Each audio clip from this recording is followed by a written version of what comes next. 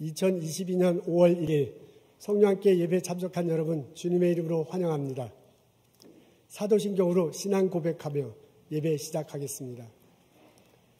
전능하사 천지를 만드신 하나님 아버지를 내가 믿사오며 그의 외아들 우리 주 예수 그리스도를 믿사오니 이는 성령으로 잉태하사 동정녀 마리아에게 나시고 본디오 빌라도에게 고난을 받으사 십자가에 못 박혀 죽으시고 장사한 지 사흘 만에 죽은 자 가운데서 다시 살아나시며 하늘에 오르사 전능하신 하나님 우편한 자 계시다가 저리로서 산자와 죽은 자를 심판하러 오시리라.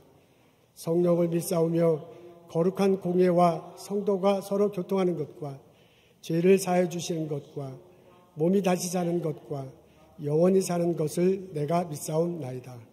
아멘.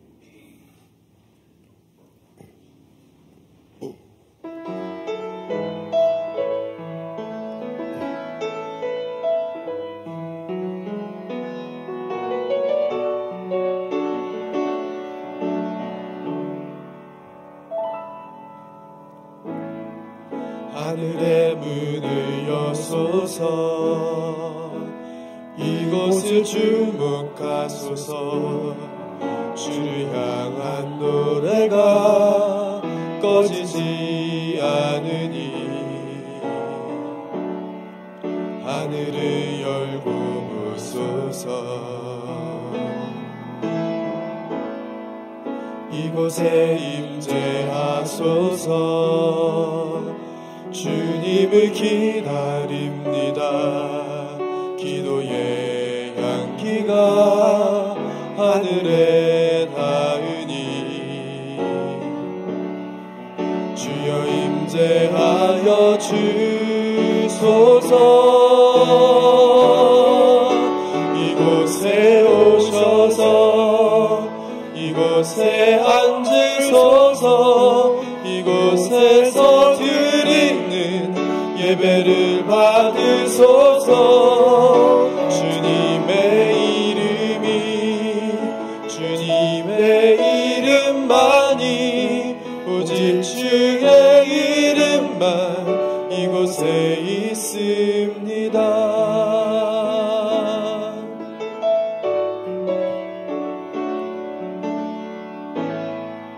하늘의 문을 여소서 이곳을 주목하소서 주를 향한 노래가 꺼지지 않으니 하늘을 열고 보소서 이곳에 임재하소서 주님을 기다립니다. 기도의 향기가 하늘에 닿으니 주여 임재하여 주소서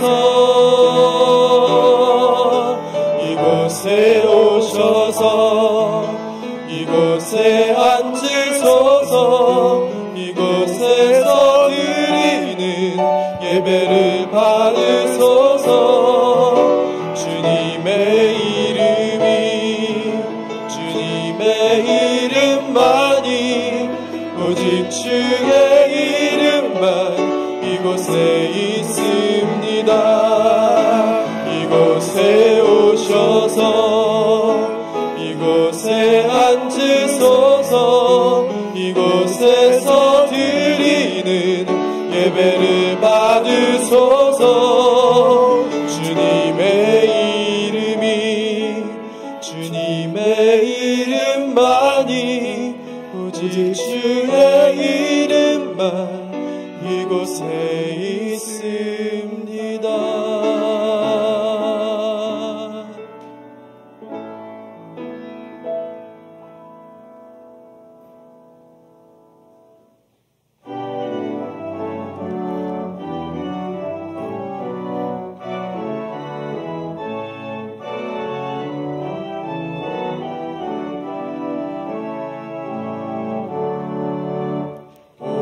천하 만물 우러러 이름을 찬양하여라. 할렐루야 할렐루야. 적은 빛나는 밝은 해, 적은 빛나는 밝은 날, 하나님을 찬양하라. 할렐루야 할렐루야 할렐루야. 저 귀한 땅은 날마다 한없는 복을 펼치어 할렐루야 할렐루야.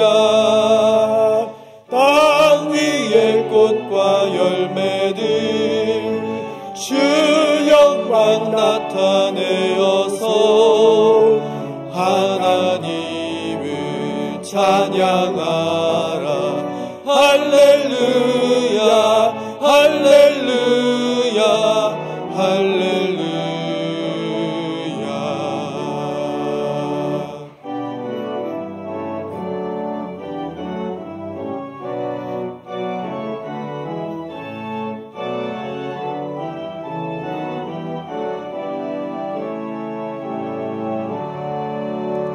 주 은혜 많은 만민아 밖으로 경배하여라.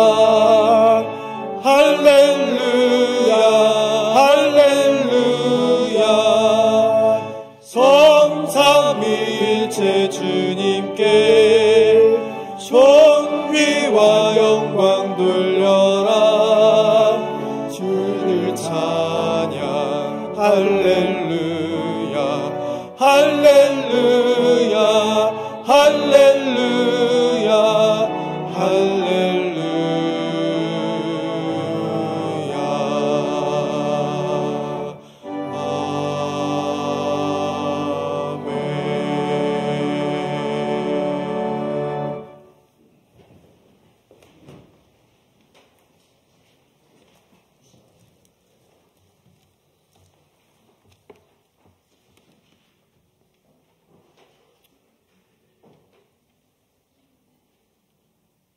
하나님 아버지, 오늘 주님의 거룩한 날에 이 자리에 모인 우리들, 그리고 온라인으로 함께하는 우리들이 같이 한마음으로 주님께 간절히 기도드립니다. 부활의 믿음으로 구원에 대한 감사로 예배하며 우리 삶의 목적을 다시 한번 새롭게 확인하게 하시고 하나님의 뜻에 맞는 인격과 신앙으로 주님께 영광 돌리게 하여 주시옵소서. 우리의 믿음이 더욱더 장성하게 하시고 우리의 심령이 하나님을 찬양하는 정말 귀한 영혼들이 되게 하여 주시고 주님께서 사랑의 길로 인도하시는 것에 온전히 순종하게 하시고 우리를 하나님의 길에서 떠나지 않도록 이끌어 주셔서 우리로 하여금 온전히 하나님의 축복과 사랑 안에 거하게 하여 주시옵소서. 새 한 마리가 죽고 사는 것도 주님의 권한 아래 있음과 같이 우리 인생의 모든 것이 하나님의 은혜이건만 여전히 주님의 은혜를 깨닫지 못하고 우리의 생각과 뜻대로 행한 것이 너무나도 많았음을 주님께 고백합니다.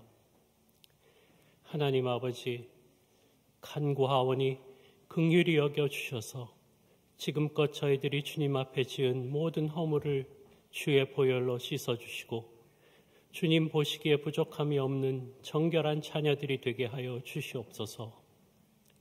사랑을 구하기보다는 사랑을 베풀게 하시고 용서를 구하기보다는 용서하는 심령들이 되게 하여 주시옵소서. 하나님 아버지, 지금 전 세계의 경제를 붙들어 주시옵소서. 코로나가 이제 안정권에 들어서는가 싶더니 전쟁으로 인하여 또 고통받고 있습니다. 오랜 기간 동안 팬데믹으로 인하여 힘들었던 시간들, 이제 또 러시아와 우크라이나의 전쟁으로 인하여 더욱더 깊은 수렁으로 빠져들고 있습니다. 흔들리는 경제로 인하여 쓰러지는 심령이 없게 하시고 모든 가정마다 생계의 수단이 막히지 않도록 지켜주시고 축복하여 주시옵소서. 또한 전쟁이 빨리 진정되어서 더 이상 전쟁으로 인하여 고통받고 목숨을 잃는 일이 없도록 역사해 주시길 간구하옵나이다. 주께서 긍휼히 여겨주시길 간절히 간구하오니 불쌍히 여기시어 우리의 기도를 들어 응답하여 주시옵소서. 하나님 아버지, 주님의 뜻과 섭리가 이곳에 계셔서 성유한 교회를 세우시고 온 성도와 주의 종으로 더불어 섬기게 하시며 헌신하게 하시니 감사드립니다. 이 교회를 통하여 시작하게 하신 전도사역과 선교와 구제가 중단되는 일이 없도록 이끌어 주시옵소서. 단에 세우신 조상현 목사님, 영육간의 강건함과 성령의 두리마리를 입혀주시어서 말씀이 선포될 때 어둠의 영은 물러가고 육신의 고통이 있는 자는 깨끗함을 받으며 가난한 심령에게 기쁨을, 고통받는 심령에게 자유함을 허락하는 이 한 시간이 되게 하여 주시옵소서. 사역을 맡으신 목사님들, 전도사님들, 그리고 교회 각 부서와 기관, 봉사하시는 모든 성도님들에게 크신 하나님의 은혜와 능력이 함께하여 주시옵소서.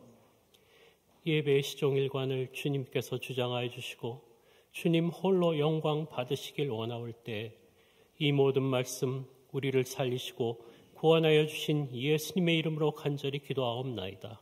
아멘.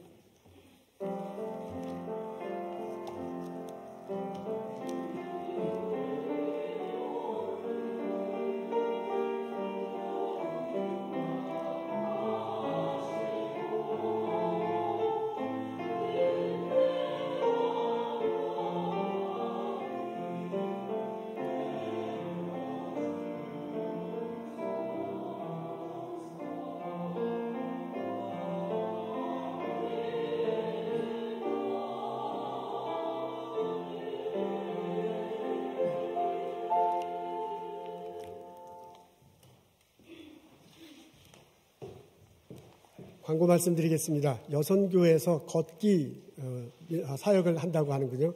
월 한 달 동안 한다고 합니다. 이게 참석해서 걷는 분이 있고 그분들 기도하고 그리고 지원하는 그런 사람들도 있고 한 모양입니다. 우리 김경희 집사님에게 어떻게 하는 것인지 언제 가는 거 하는지 질문하시고 많은 분 참여해 주시면 참 고맙겠습니다. 성경 공부 안내입니다. 이제 조만간 주일 오후에 온라인으로 성경 공부반을 개설한다고 합니다. 신앙의 토대를 가지고 할 것이고요. 오후 2시부터 4시까지 하는데 언제 하는지는 한 2, 3주 후에 할 듯 하는군요. 여러분들 많은 참여하시기 바랍니다. 우리 지난 2년 동안 팬데믹으로 인해서 이제 많은 어려움을 겪고 있는데요. 그런 상황에도 불구하고 온라인으로 여러분들이 성경 공부를 개설해서 인도하고 많은 분들이 참석하셨습니다. 그리고 속회도 좀 온라인으로 하시는 분들이 있고요. 중고등부 학생들, 주일학교 어린이들 또 각 부서대로 그 모임을 갖고 있고요. 기도하는 모임을 하곤 했습니다. 이렇게 수고하시는 많은 분들 참 감사드립니다. 특히 우리 성경 공부에는 한동훈 목사님, 최한필 집사님 인도해 주시고 많은 격려해 주시고 그렇게 하셨습니다. 속회 또 우리 감윤석 집사님과 여러 속회 인도자들 이렇게 수고 많이 하셨고요. 이런 분들 좀 그 전보다 팬데믹 전보다 많이 모여서 이렇게 활성화하지 못했지만 그래도 어려운 가운데 온라인으로 지도하고 인도하고 우리 같이 신앙생활 할 수 있었습니다. 이분들 참 감사해요. 이분들을 위해서 함께 박수하고 격려하면 좋겠습니다. 먹는 소식도 있습니다. 다음 주에 그 어머니 주일인데 그 어머니 주일 때 여선교에서 떡을 마련해서 제공한다고 합니다. 그러니까 그 현장 예배에 참석하면 떡을 받을 수 있습니다. 그리고 이제 온라인으로 참석하시는 분도 늦게 2시인가요? 3시인가요? 2, 3시까지 교회 오시면 받을 수 있다고 합니다. 혹시 아주 거동이 아주 불편하신 분은 속회 인도자에게 말씀하시면 배달도 해드린다고 합니다. 여성교회에서 아주 큰 준비하시느라고 수고가 많습니다. 작년에도 떡 제공하신 분도 있고 수고하신 분도 있고요. 올해도 또 여러분들이 수고하실 텐데 이거 좀 박수를 좀 크게 해야 내년에도 또 얻어먹을 수 있습니다. 감사합니다. 여러분 교회 오셔서 감사합니다. 온라인으로 참석한 여러분들 또한 환영합니다. 우리 일어나셔서 함께 인사 나누겠습니다. 목례로 하지요. 목례로 인사하고 함께 격려하겠습니다. 어서 오십시오. 주님의 이름으로 환영합니다.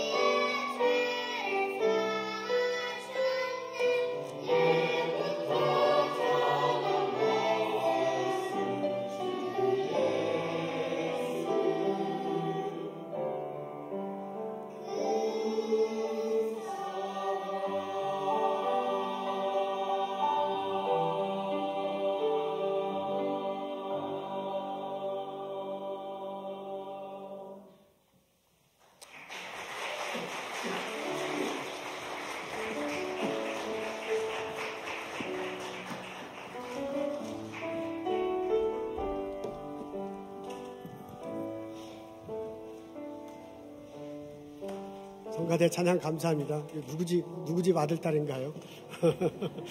할머니 할아버지는 도대체 누신지요? 우리 미나와 그의 동생 수고 많았어요. 감사합니다. 박수 한 번 더 하겠습니다.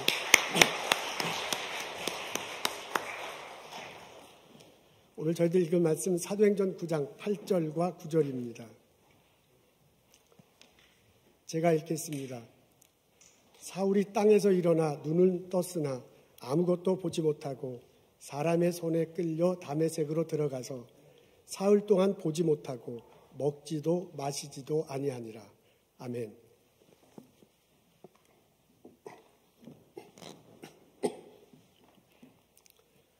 예루살렘에서 북동쪽으로 135마일 떨어진 곳에 다마스커스라는 도시가 있습니다. 오늘날 시리아라는 나라의 수도입니다.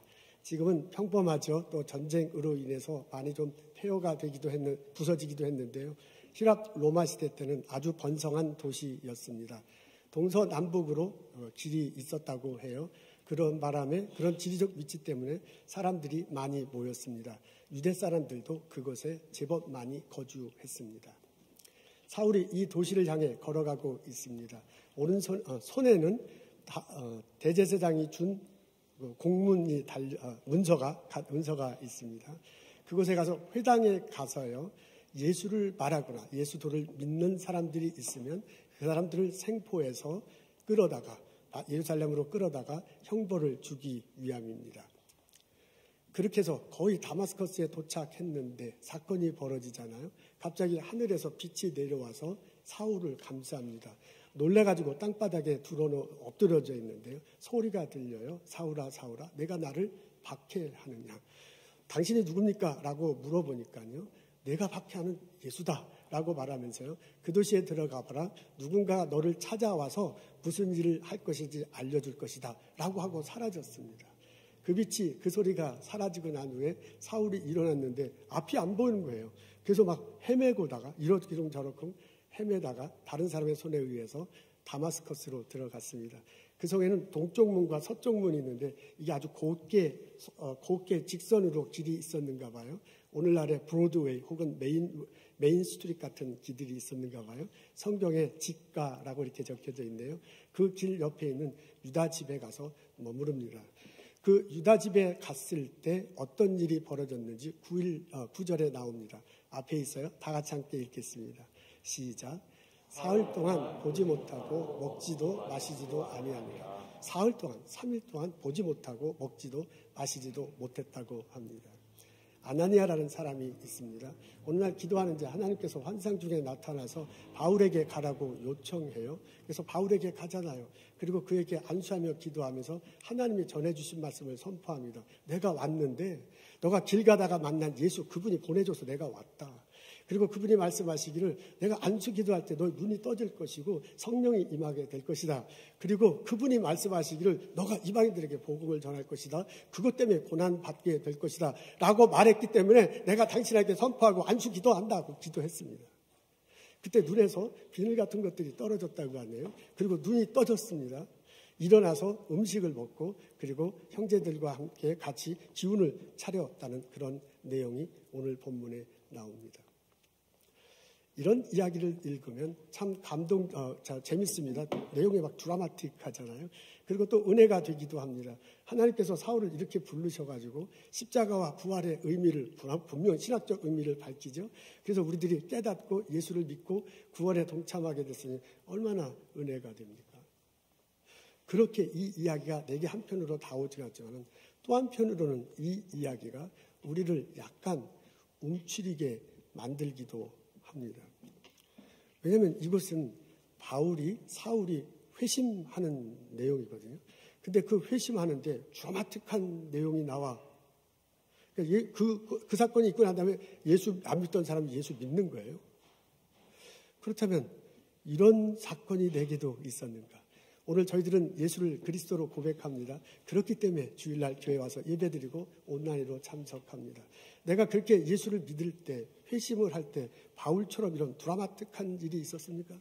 어느 날 갑자기 학교에서 빛이 막 임하고요. 소리가 들려서 예수를 믿었습니까? 혹시 내가 그런 경험이 있었다면 참 감사하지만은 만일 내게 그런 경험이 없었다면 오늘의 이야기가 나에게 은혜로 다가오기도 하고 나에게 질문으로 다가오기도 합니다. 그럼 내게는 이런 경험이 없었는데 이런 나는 정말 예수를 믿는 건가? 누군가 나에게 당신 회심했습니까? 라고 묻으면 내가 회심했습니다. 라고 내가 대답할 수 있는가 하는 질문입니다. 여러분, 이 질문에 대해서 우리가 스스로 답하기 위해서는 회심이 무엇인가 라는 것을 성경에 입각해서 정돈해야 할 필요가 있습니다. 회심은 한자어입니다. 회자는 먹는 그 회가 아니고요. 회자는 이제 돌아온다라는 그런 뜻을 가진 한자어입니다. 심은 마음이에요. 그러니까 회심이라는 것을 사전적 의미는 마음이 돌아오는 거예요. 마음이 그전에는 예수님이 없었는데 예수님께 돌아온 거. 그 주인과 동체가 예수님이에요.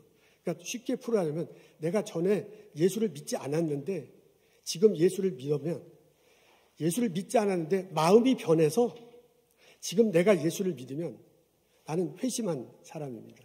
그게 사전적 의미의 한글적 사전적 의미의 회심입니다. 근데 이게 회심의 그 기본 뼈대고요. 이 기본 뼈대 위에 살이 붙을 수 있습니다. 살이 붙습니다. 성경을 읽어보면 회심은 세 가지 측면으로 정론할 수 있습니다. 회심의 첫 번째 측면은 뭐냐면 예수님 때문에 마음이 변화되는 것입니다. 여러분, 마음은 생각, 감정, 의지로 구성되어 있습니다. 제가 설교 시간에 자주 말을 하죠. 그게 정돈되어 있으면 성경 읽기가 굉장히 쉬워요. 마음은 생각, 감정, 의지가 있습니다. 그래서 예수를 믿기 전에는 예수에 대해서는 생각이 전혀 없었는데 예수를 믿고 다는 자도 자꾸 예수님에 대해서 생각해. 그러면 생각에서 변화된 거잖아요. 예수님 때문에 감정 변화도 있습니다. 예수를 전혀 믿지 않으면 이 사람이 십자가 달려도 그게 나하고 무슨 상관이 있어? 아무 상관이 없어요. 근데 예수를 믿으면 그분이 십자가에서 피 흘리셨다는 것 때문에 내가 마음이 아파. 그분이 부활했다. 그것 때문에 내 마음속에 희망이 생겨. 이런 식으로요. 내 감정이 예수님이 죽으셨다, 예수님이 부활한 것 때문에 내 감정에 변화가 생겼다면 나는 내 마음속에 변화가 생기는 겁니다. 여러분, 그전에는 예수님이 이렇게 하라고 가르쳤다. 그게 나하고 무슨 상관이 있어? 아무 상관이 없는 거야. 근데 예수님이 이렇게 하라고 하랬으니 내가 그렇게 안 되더라도 어떻게 그렇게 살아보겠다라고 의지적으로 자꾸 그렇게 노력한다면 그 사람은 의지의 변화가 있는 거거든요. 그러니까 생각하지 않던 사람이 예수님에 대해서 생각하지 않는 사람은 자꾸 예수님을 생각하고요. 예수님 때문에 마음이 아프기도 하고 예수님 때문에 기쁨이 생겨 감정의 변화가 있고요. 예수님 때문에 안 하던 행동을 자꾸 하게 된다면 나는 마음속에 예수님이 계신 것입니다. 그런 변화가 내 속에 있다면 생각과 감정의 의지에 있다면 나는 마음속에 예수님 때문에 변화된 것이고요. 그런 현상이 내게 일어났다면 나는 회심한 사람입니다. 회심의 또 다른 면은 예수님 때문에 영혼의 변화가 있습니다. 영혼, 내 속사람이 변화되는 겁니다. 우리가 성경을 읽으면 예수님 말씀을 읽으면 그 말씀에 대해서 나를 이렇게 비추어보면 내 속에 죄가 드러나 밝은 빛 앞에 내세울 때 내가 더러운 얼굴 모습이 나는 것처럼 내 죄가 드러나요. 근데 성경을 읽으니까 성경 말씀을 들으니까 그 죄가 예수가 십자가에 달리신 걸로 그 보혈의 피로 씻을 수 있대. 그래서 그 예수님의 보혈의 피로 내가 의롭게 된대. 그래서 그 예수님을 때문에 내가 천국에 대한 소망을 가지고 가자. 그게 성경에 적혀 있고 그것이 설교 말씀을 통해서 들려와. 그러면 그렇게 읽혀지는 그 내용, 그렇게 들려지는 내용을 내가 믿고 실제로 내가 그렇게 실천하는 거예요. 내 죄를 드러내는 거야, 예수님 앞에. 그리고 내가 드러내놓고 용서를 구할 때 예수님이 용서해 주신다. 보혈의 피로, 십자가 달친 피로 내 죄를 용서해 주신다. 나를 의롭게 하신다. 라고 적힌 것을 내가 믿고 그 말씀을 붙들고 그것을 깨닫고 살아가는 거예요. 그렇게 될 때 또한 내 마음속에서 옛것은 지나가고 새것이 생기는 것을 경험하게 돼요. 내가 예수님 말씀 안에서 새로운 피조물이 생겼다라고 바울이 말하는데 그게 어떤 것인지 내가 실제로 내 영혼 속으로 경험되는 것이 경험됩니다. 고백되고 경험됩니다. 그렇게 될 때 내가 영혼 속에 변화가 일어나는 거거든요. 내가 예수님 때문에 내 죄 용서받고 나 구원받았다고 고백한다면 지금 그렇게 내 영혼이 변화됐다면 나는 회심한 사람입니다. 회심의 또 다른 면은 삶 속에 변화가 일어납니다. 내가 예수를 그리스도로 고백할 때 예수님이 성령의 모습으로 내 안에 들어오셔서 나의 삶 속에 거세요. 그 성령의 모습으로 들으신 예수님이 나의 마음을 다스리고요. 그 예수님이 내 영혼 속의 주인이 돼, 내 속사람의 주인이 되고요.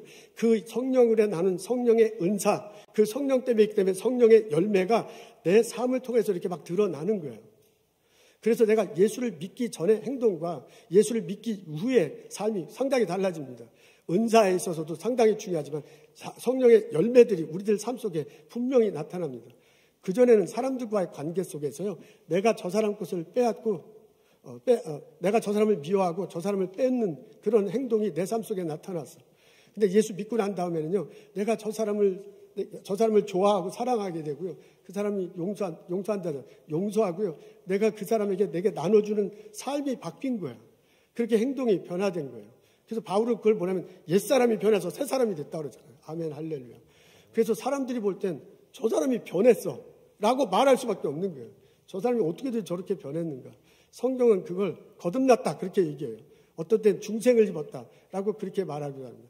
성령께서 강하게 역사하기 때문에 성령의 열매가 나타나서 이게 성령의 은사가 나타나서 이게 방언이 터지고 새로운 면이 되는 그런 것도 있죠. 하지만 성령의 열매 때문에 내가 분명히 삶이 변하는 이런 놀라운 역사도 있습니다. 예수님 때문에 내 삶이 변했다면, 내가 적어도 예수님 때문에 내가 말하고 생각하고 행동하는 것이 조금이라도 바뀌었다면 나는 그 점에서 예수님 때문에 변한 사람이고요. 나는 회심한 사람입니다. 여러분, 제가 이렇게 회심에는 세 가지 측면이 있다. 마음의 변화가 있다. 예수님 때문에 마음이 변하고요. 예수님 때문에 영혼이 변하고요. 예수님 때문에 성령이 변하는 거다. 그것 중에 한 것이라도 나타난 거는 나는 회심한 사람이다 라고 그렇게 얘기하는데, 이렇게 정돈할 수 있는 건 성경에 많은 근거가 있기 때문에 그렇습니다. 그 중에서도 압축적으로 나오는 게 사도행전 2장입니다. 여러분, 사도행전 2장에 보면 2장의 내용은 이런 거예요. 맨 앞부분에 제자들이 그냥 기도할 때 성령이 임하시는 내용이 나와요. 그리고 중간에 보면 베드로가 나가서 설교를 합니다. 그 설교를 끝난 다음에 예루살렘에 있던 사람이 그럼 어떻게 했으면 좋겠는가 하고 베드로가 대화를 나누고요. 그러면서 이제 예수를 믿게 되고 모이는 장면이 사도행전 2장에 나옵니다. 여러분, 그걸 보십시오. 성령 받는 장면을 나누고 베드로와 예루살렘 성 안의 사람들이 만나는 걸 보십시오. 베드로가 설교하기 전에 그 사람들 예수 믿지 않던 사람이에요. 3,000명이 회개했대요. 3,000명? 예수 믿지 않던 사람이에요. 근데 베드로 설교를 듣고 난 다음에 3,000명이 예수를 믿었어요. 그 말은 뭐냐면 회심한 거예요. 그러니까 사도행전 2장 앞부분과 뒷부분의 사람들은 회심했습니다. 근데 그것을 자세히 보면 회심의 프로세스가 거기에 나옵니다. 처음에 베드로가 설교를 하잖아요. 장황하게 설교해. 핵심은 뭐냐면 예수라는 사람이 있었다. 그 사람이 구약에 예언된 사람인데 그 사람이 십자가 달려주는데 니들이 죽였다. 그렇게 얘기하잖아요. 근데 니들이 죽였는데 하나님께서 그 예수를 죽음에서 살리셨다. 이제 그분을 믿으면 우리 이제 용서안 받고 그분이 우리들의 그리스도 고백하며 살 수 있다. 라고 설교해요. 그랬더니 여러분 기억나시 다 대부 아시죠? 사도행전 2장 37절에 보면 예루살렘에 있던 사람들이 마음이 찔렸대. 37절에요. 마음이 찔린 거야. 아니 이게 도대체 무슨 소린가? 생각이 아니 예수라는 사람이 진짜 그런 사람이야. 우리의 행동과 말이 예수를 죽인 거야. 하고 생각에 막 자꾸 변화가 일어나는 거죠. 그것 때문에 자기가 좀 괴로울 수도 있죠. 감정의 변화가 있고. 그러면 나는 어떻게 하면 좋은가? 그래갖고 물어보잖아요. 베드로한테 어떻게 하면 좋냐? 그러니까 의지가 어떻게 하면 바뀔 수 있느냐? 지금 그런 얘기거든요. 그러니까 마음이 찔렸다라는 그 단어를 보고 상황을 면밀히 보면 그 사람들, 적어도 3,000명의 사람들은 생각이 바뀌기 시작하고요. 감정이 바뀌기 시작하고요. 의지가 바뀌기 시작하는 거야. 이 사람은 마음의 변화가 일어나는 거예요. 이것을 놓고 보면 회심의 한 측면은 마음이 변화되는 겁니다. 두 번째, 영혼의 변화됩니다. 그러니까 베드로가 뭐라고 하면 너희들이 그렇게 마음에 찔린다면 해야 할 일이 있다. 너 회개하고 죄사함 받아라. 그리고 세례 받아라. 그러면 죄 용서함을 받을 거다. 그렇게 얘기합니다. 여러분, 베드로가 죄와 회개를 용서를 말합니다. 요 용어들 사도 바울이 쫙 정돈했잖아요. 너의 죄 보혈의 피로 그 회개하면 용서받고 의로함 되고 거룩하게 살아고 이게 여기에는 회개와 죄사함의 단어만 나오지만은 그 이후로 많은 사람들이 배워할 내용들이 쫙 이렇게 연결되잖아요. 그렇죠? 이건 영혼이 변화되는 거야. 지금 제가 말하는 표현을 하냐면 이렇게 너 영혼이 변화될 거다라고 바울이 이야기하니까 이 사람들이 실제로 이제 그렇게 하는 거죠. 회개하고 세례받는 일이 벌어집니다. 그게 28절 중반, 28절 중반절까지 나와요. 그리고 28절 하반절에 보면 그러면 여러분들이 성령을 선물로 받을 것입니다. 라고 그렇게 얘기해요. 여러분 성령이 내 안에 일할 때 성령의 은사가 강하게 나타납니다. 우리 환상을 볼 수도 있고요. 방언의 은사가 터질 수 있고요. 병리의 칭유를 받을 수 있어요. 그런 성령의 은사가 나타나요. 그것뿐만 아니잖아요. 성령의 열매를 맺죠. 사랑과 희락과 온유와 화평과 갈라디아서 5장에 다 나오잖아요. 그런 것들이 내 삶 속에서 이렇게 나타나게 될 것이다. 이게 성령을 선물로 받을 것이라고 많이 설교를 안 했지만 우리가 알고 있는 그런 내용을 쭉 이렇게 설명을 했을 거예요. 그렇다면 여러분 여기서 이게 그러면서 이 사람들이 예수를 믿게 되는 거거든요. 그렇다면 요게 함축적으로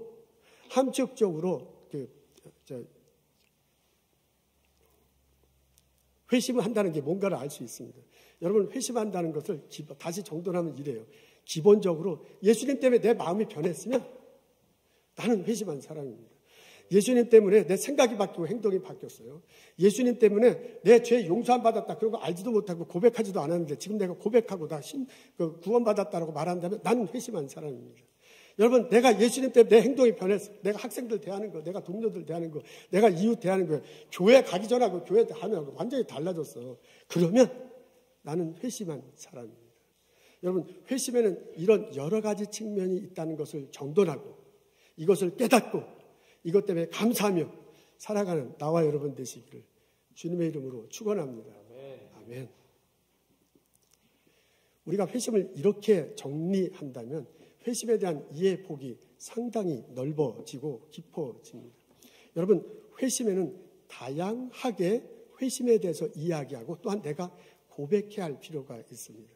여러분 회심을 하는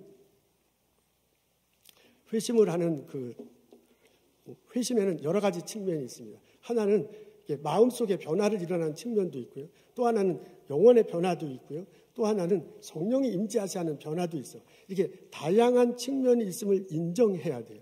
근데 우리들은 신앙생활하다가 간혹 이 중에 어떤 한 것을 더 강조해요. 그리고 다른 것들에 대해서 등한시하는 경우가 있어요. 성경 말씀대로 감정은 배제하고 내가 죄사함 구원받고 회개하고 의로해야 되는 거. 이게 말씀을 붙들고 딱 이렇게 정립이 된 사람이 회심한 사람이고 구원받은 사람이다. 라고 강조하면서 성령의 역사에 대해서 믿음으로 살아가는 것에 대해서는 슬그머니 등한시할 수도 있습니다. 또 어떤 분들은 성령의 강하게 역사하시는 것에 대해서 굉장히 강조를 해요. 기도하고 성령께서 임하셔서 방언이 터진 그 사람이 회심한 사람이지 다른 것은 아니다라고 그렇게까지는 말은 안 해도 다른 것에 대해서는 좀 등한시하는 수도 있죠. 그게 아니죠. 이 세 가지 측면이 다 있습니다. 우리 어떤 분들은 이제 성경 공부에 참석하기가 어려워서 이게 좀 죄사함에 대한 이게 분명한 성경 구절을 암송하고 이렇게까지는 좀 못하더라도 분명히 예수 믿는 분 있거든요. 성령의 역사하심에 대한 알지만은 그렇게 체험하지 못하도 분명히 예수를 믿고 마음속에 고백하면서 살아가시는 분도 있거든요. 이게 다 회심의 한 측면이에요. 그래서 회심에는 여러 가지 측면이 있구나라는 것을 알고서요. 그렇게 대할 수 있습니다. 또 하나는 회심의 그 방법에 있어서도 상당히 다양합니다. 사도 바울은 전혀 예수를 믿으려고 할 생각 같아요. 예수 믿는 사람 죽이려고 하는데 하나님께서 강하게 역사하셔서 붙들었잖아요. 근데 사도행전 2장에 보면 안 그래요. 사도행전 2장에 보면 베드로가 설교하고요. 설교를 듣는 사람이 얘기하고요. 대화를 하는 거예요. 그러니까 쉽게 얘기하면 우리가 성경 공부 시간에 성경 본문을 놓고 인도자와 참석자들이 막 이렇게 대화를 하는 것과 똑같아요. 그 대화를 하면서 그런 거구나 하고 깨닫고요. 그러면 나는 안 되는데 그럼 어떻게 하면 되지? 이렇게 하면서 그 2장에 보면 그 예루살렘 성산하고 제자 베드로가 대화하면서 회심을 하거든요. 그러니까 회심의 종류는 달라요. 어떤 분은 종류는 다양해요. 어떤 사람은 강하게 정말 하나님께서 그렇게 막 붙들어서 꼼짝 못하게 하실 수도 있고요. 어떤 사람은 오랜 기간 동안에 질문하고 답하고 괴로워하고 좋아하고 하다가 예수를 믿는다. 이런 수도 생길 수 있다. 그 얘기입니다. 근데 제가 오늘 강조하고 싶은 것은 시간과 기간입니다.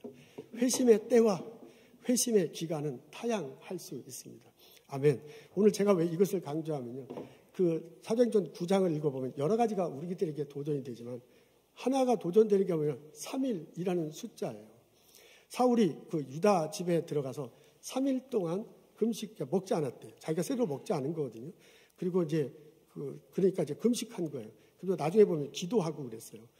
3일 동안에 도대체 왜 이런 일이 벌어졌는가? 도대체 예수가 나에게 원하는 것이 무엇인가? 이런 걸 고민하다가요.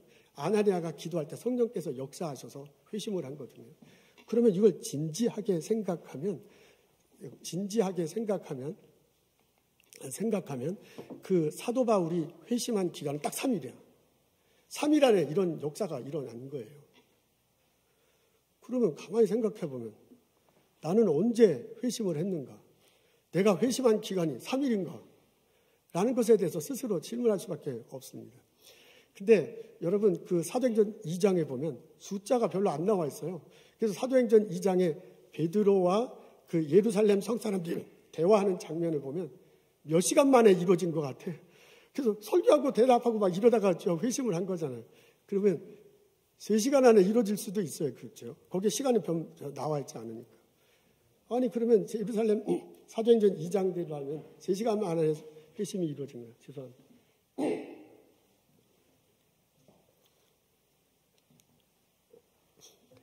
신약성경에 보면 니고데모 이야기가 나옵니다. 요한복음 3장에 나와요. 그분이 사내들인의 지도자라고 그러잖아요. 예수님을 찾아와서 당신은 선생님이다 라고 부르니까 예수님께서 대답해 주는데 예수님의 대답을 뒤로부터 읽어가면 쉬운데 앞에서부터 읽으면 어려워요. 뒤에서는 뭐냐면 내가 예수다, 내가 그리스도다, 나를 믿어라. 그렇게 되면 너가 성령에 임할 것이고 너는 거듭나게 될 것이다. 이 말이거든요. 뒤에서부터 읽으면 이렇게 되는데 앞에서부터 읽으면 거듭나야 된다. 성령으로 된다. 그러니까 이게 좀 헷갈려. 근데 우리도 헷갈리는데 이 니고데모도 굉장히 헷갈렸어요. 그래서 예수님과 대화하고 난 다음에 그냥 돌아갔어.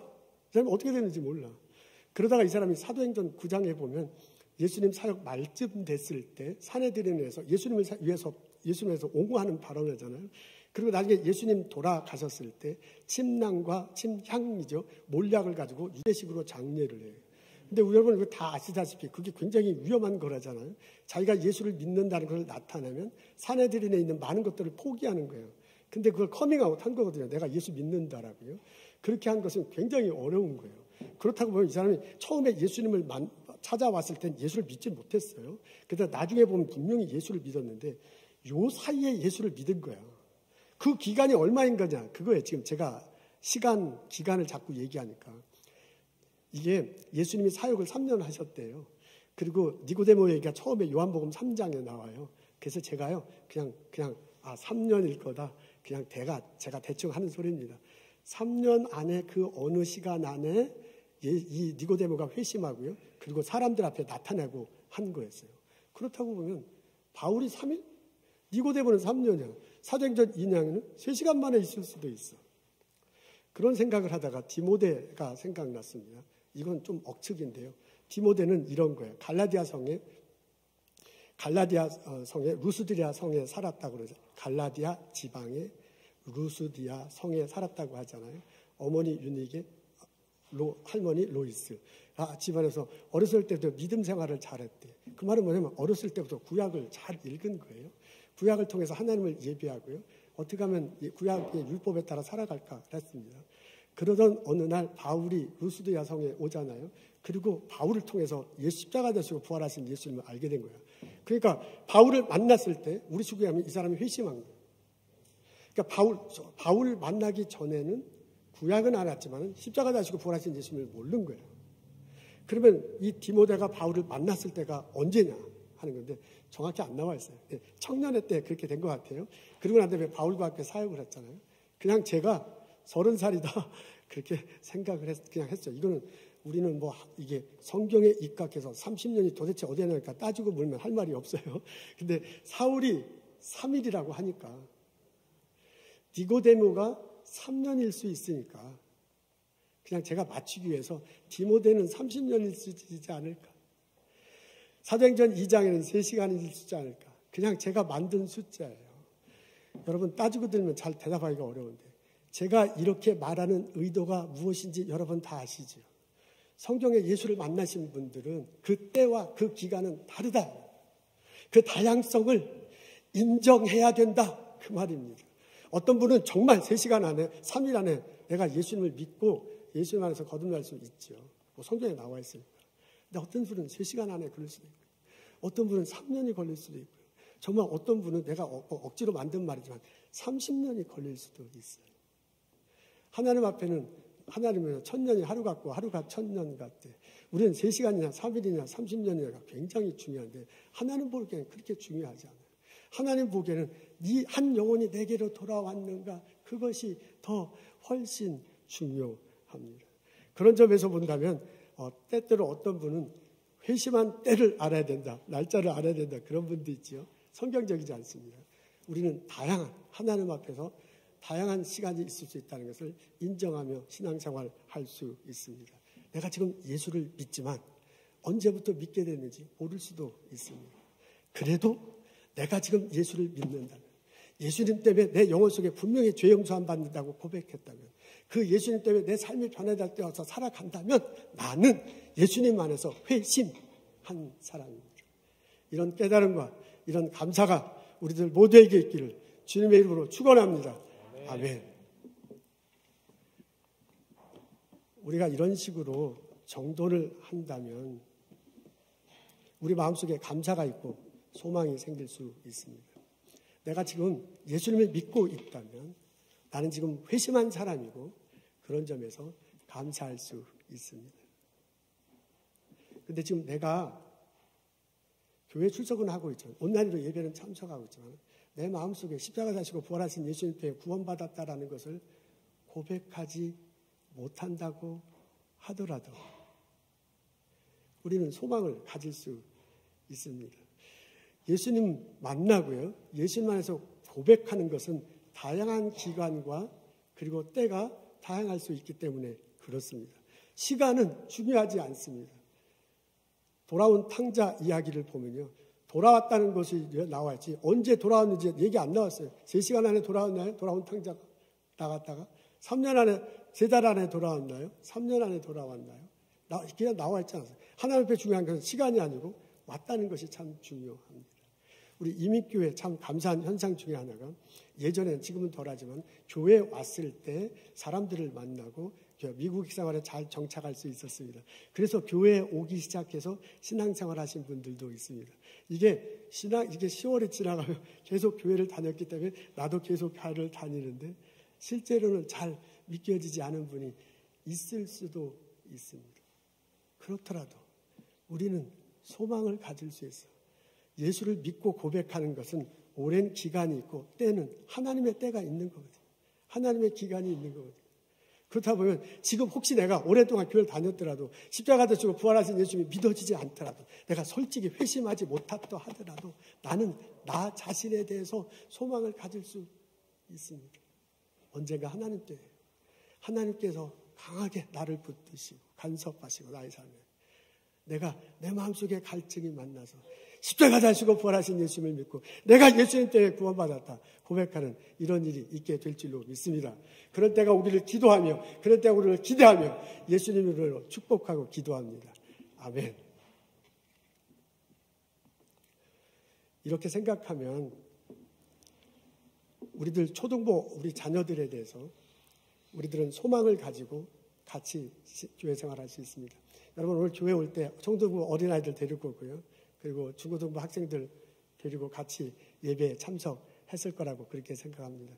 우리 아이들 교회에 데리고 와서요, 어렸을 때 같이 우리들과 신앙생활 하면서 그 어린 아이들이 믿음이 자라기를 그렇게 기대합니다. 그래서 교회에서 가르쳐 주고요, 그리고 교회 이 신앙적 분위기 있잖아요. 그 분위기 속에서 믿음이 자라기를 원해요. 그래서 초등학교 유아부를 지나고 초등학교 되고 중고등부를 지나면서 내가 십자가 자시고 부활하신 예수는 분명히 믿어. 성령께서 내 안에 계심을 고백해. 그래서 회심하는 시간이 있고요, 그 마음 가지고 신앙생활 하기를 우리 기대하고 있습니다. 그래서 우리의 기대만큼 실제로 그 마음 가지고 대학교 가서 신앙생활하고요, 청장년 기대를 주면서 인생을 살아가는 우리들 자녀들이 있어서 참 감사해요. 근데 현실은 그렇게 녹록하지가 않아. 중고등학교 갈 때는 부모 따라서 같이 교회 오는데 대학교 들어가서는 자기가 선택할 수 있잖아요. 그래서 이제 교회 출석하지 않는 거예요. 그러다가 점점 교회 생활에부터 멀어지고 신앙을 잃는 우리 아들, 딸들을 보게 돼서 안타까움을 갖습니다. 이런 것이 우리들의 상황인데요. 이런 우리들의 상황 때문에 안타깝기도 하지만 그런 우리들의 상황 속에서 소망을 가질 수 있는 근거가 있어요. 그것은 뭐냐면 하나님은 계속 기다리신다는 거예요. 하나님은 그 영혼이 돌아오길 기다리지 3시간 안에 돌아오느냐 3일 안에 돌아오느냐 3년 안에 돌아오느냐 30년에 그거 별로 상관이 없어요. 하루가 천년 같고 천년이 하루 같다는 하나님에게는 그게 상관이 없어요. 돌아온다는 것. 예수 믿지 않는 그들이 다시 예수를 잃었던 그 사람이 돌아온다는 것에 대해서 하나님은 관심을 갖고 있어요. 그렇다고 보면 우리가 적어도 데리고 왔어요. 초등학교 데리고 중고등학교 들어와서 예수님에 대한 마음이 심어진 게 우리가 뿌린 씨앗이 있어요. 우리 전도사님들이 우리 교회 분위기도 뿌린 씨앗이 있어요. 그것이 지금 자라지 않는데 언젠가는 자라고 하나님께서 개입하시고 간 거예요. 언젠가는 그 마음속에 영혼 속에 갈급함이 나올 때가 있어요. 하나님의 개입하심과 갈급함이 만나서 언젠간 다시 교회로 오고 언젠간 다시 예수를 고백하고 내가 예수님 때문에 구원받았다라고 회심하는 그런 때가 오게 될 줄로 믿고 그것 때문에 소망을 가지며 우리 자녀들을 바라볼 수 있습니다. 이 소망을 가지고 우리 아들과 우리 딸을 바라보는 나와 여러분 되시기를 주님의 이름으로 축원합니다. 아멘. 제가 어제 CNN 뉴스를 보는데 CNN 논평에 이런 게 나오더라고요. 그 아침 뉴스하고 논평하는 시간인데 그 요즘 청소년들이 1970년대, 80년대하고 많이 달라졌다 하는 그런 논평입니다. 그 뉴욕 타임스의 매트 릭텔, 제가 발음 제대로 하는지 모르겠는데 매트 릭텔이라는 기자가 있네요. 그분이 퓨리처상도 받았군요. 그분이 뉴욕 타임즈에 쓴 글을 기반으로 하고 그 사람을 인터뷰하면서 하는 내용입니다. 내용은 이런 거예요. 1970년대, 80년대 학생들의 행동과 지금 중고등학교 학생들의 행동의 패턴이 많이 다르다는 겁니다. 1970년대, 80년대 학생들은 바깥으로 나가려고 했대요. 그래서 자동차 운전하면 안 되는데 그냥 그 몰래 엄마 아버지 차 타고서 바깥으로 나가서 자기들끼리 모여서 킥킥 때문에 웃고 그러는 거죠. 그러다가 이제 술도 하고 담배도 하고 예전엔 대마초를 많이 했는가 봐요. 대마초를 하기도 하고요. 갱이 돼가지고 싸우기도 하고요. 임신도 하고 그러는 거예요. 그래서 70년대, 80년대는 그게 중고등학생들 20대 초반까지 상당한 문제였다고 합니다. 그런데 그것이 2000년에 들어오면서요 많이 변하게 됐대요. 여러분 앞에 그 도표가 있는데 그게 작아서 잘 안 보일 텐데 내용은 전부 도표가 어떻게 생겼냐면 우하향하고 있어. 옛날에는 높았는데 지금은 낮은 거야. 그게 뭐냐면 옛날에 청소년 먼저 술, 담배 많이 했는데 지금은 이제 많이 안 하는 거야. 임신한 놈이 굉장히 높았는데 2000년대 들어가면서 이 임신율이 낮아진 거야. 마약도 많이 했는데 점점 적어진 거야. 이거 굉장히 좋은 거 아닌가? 이제 그런 생각이 드는데요. 2000년대 들어오면서 트렌드가 바뀝니다. 2000년대 들어오면서 중고등학생들이 나가려고 하는 게 아니라 안 나가려고 해요. 집 안에 있어서요. 집 안에서 컴퓨터나 혹은 이게 SNS를 통해서 그 컴퓨터나 SNS를 통해서 세상을 바라보는 거예요. 예전에는 대면으로 애들이 만나려고 했는데 지금은 비대면으로 만나려고 하는 겁니다.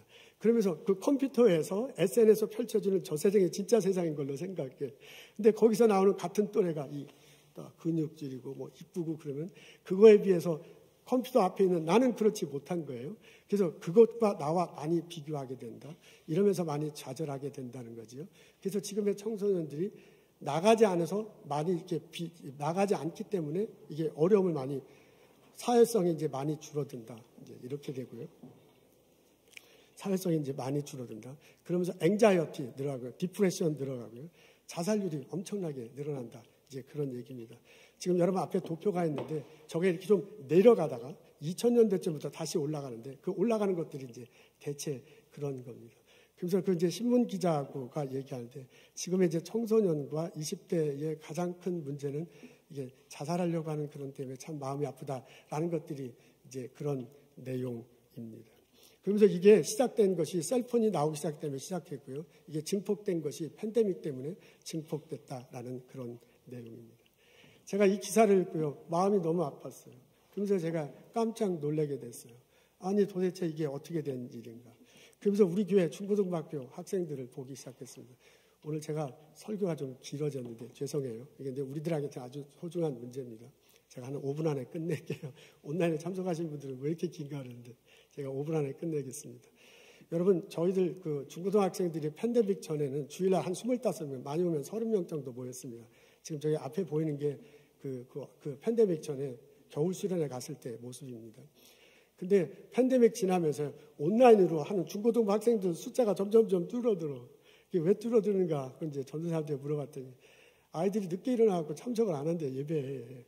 그래서 이렇게 점점점 줄어들어요. 그리고 지금 2년이 지났는데, 아이고, 우리 샘 김 전도사님, 존 밀러 전도사님 참 수고 많이 하셨어요. 근데 이제 이사를 가셔서. 그래서 지금 중고등부 전도사님이 없으세요. 그래서 중고등부 전도사님을 찾고 있는 상황인데, 그러다 보니까 교회 참석률이 너무 저러는가. 지난주에는 중고등부에 3명이 나왔대. 아니, 이게 도대체 어떻게 된 건가. 이러다가 참 크게 우리 아이들이 믿음이 잘 자라기를 원하는데, 심어지기를 원하는데, 교회 안에서 회심하기를 원하는데, 이런 일이 과연 벌어질 수 있을까 하는 그런 아픔과 놀람 같은 것들이 있습니다. 여러분, 중고등부 전도사님 찾고 있습니다. 근데 이제 오실 때까지 지금 전도사님과 선생님들이 돌보고 있습니다. 토요일에는 우리 최희정 집사님하고 방지민 전도사님이 같이 액티비티를 하고요. 주일날은 지금 생강 전도사님, 그 다음에 김재환 전도사님이 예배를 이끌 것입니다. 중고등부 학생들 교회 보내주십시오. 그리고 함께 액티비티하고 그리고 함께 예배할 수 있도록 도와주십시오. 주님 안에서 만날 때, 그리고 주님 안에서 서로 믿음이 살 때, 그 예수가 심어졌을 때 우리 중고등부 아이들이 훨씬 더 건강한 생활을 할 줄로 믿습니다. 저희 교회 참 감사하게도 중고등부 학생, 우리 교회를 지난 학생들이 이제 잘 성장해서 좋은 대학교 가고 좋은 사회생활하고 있어서 참 감사해요. 이 땅에 공헌하며 살고 있어서 참 감사해요.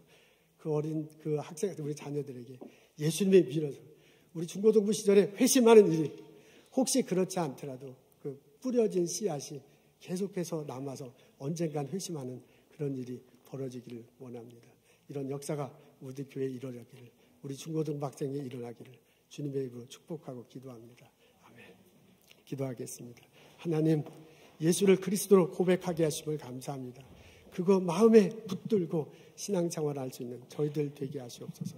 우리 초등부 어린이들, 유아부 어린이들, 중고등부 학생들 위해 기도합니다.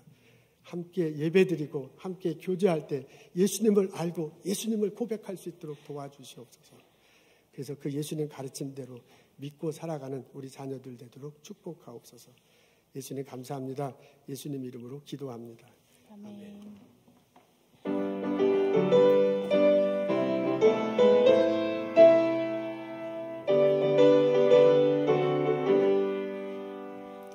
내가 예수 믿고서 죄사함 받아 나의 모든 것 다 변했네. 지금 내가 가는 길 천국길이요 주의 피로 내 죄가 씻겼네. 나의 모든 것 변하고 그 피로 구속받았네. 하나님은 나의 구원 되시오니 내게 정죄함 없겠네. 주님 밝은 빛 되사 어둠에 치니 나의 모든 것 다 변했네. 지금 내가 주 앞에 온전케 됨은 주의 공로를 의지함일세. 나의 모든 것 변하고 그 피로 구속받았네. 하나님은 나의 구원 되시오니 내게 정죄함 없겠네.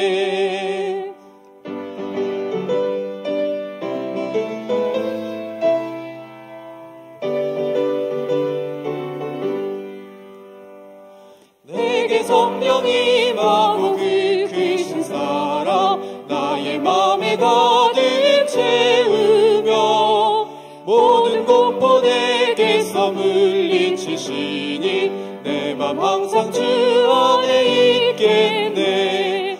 나의 모든 것 변하고 그 피로 구속받았네. 하나님은 나의 구원 되시오니 내게 정죄함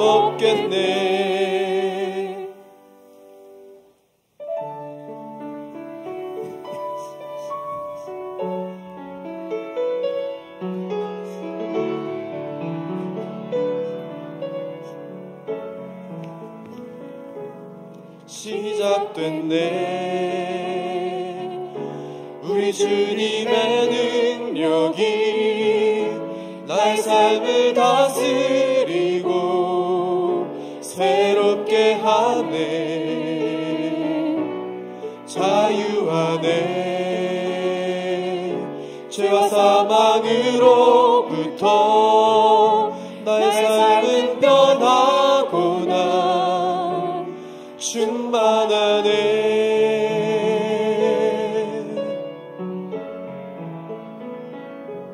시작됐네. 우리 주님의 능력이 나의 삶을 다스리고 새롭게 하네. 자유하네. 죄와 사망으로부터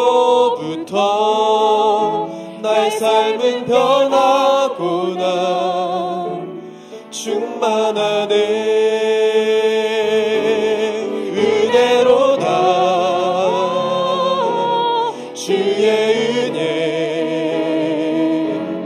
한량없는 주의 은혜. 은혜로다. 주의 은혜. 변함없는 신실하신 주의 은혜.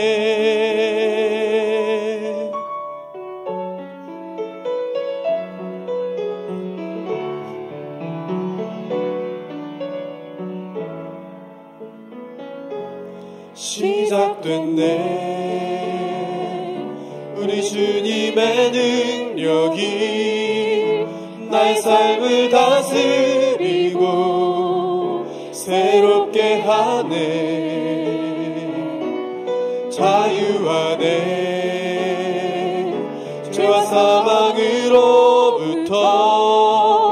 나의 삶은 변하구나. 충만하네. 은혜로다. 주의 은혜. 한량없는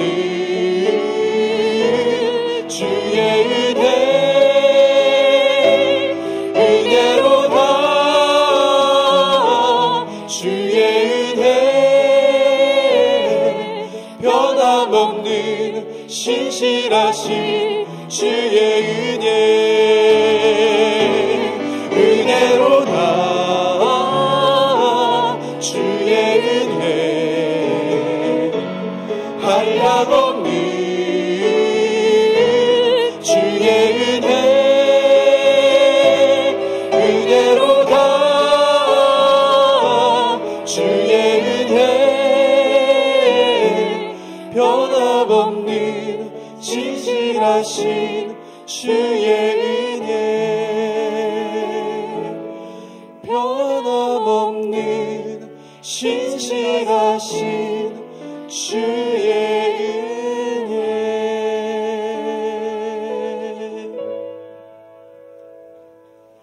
성부, 성자, 성령의 은혜와 축복과 보살핌이 오늘 예배드리고 돌아가는 우리들과 우리 중고등부학생들, 중등부 유아학생들, 우리들 모두 위에 지금부터 영원토록 함께 하시기를 간절히 축원하옵나이다. 아멘.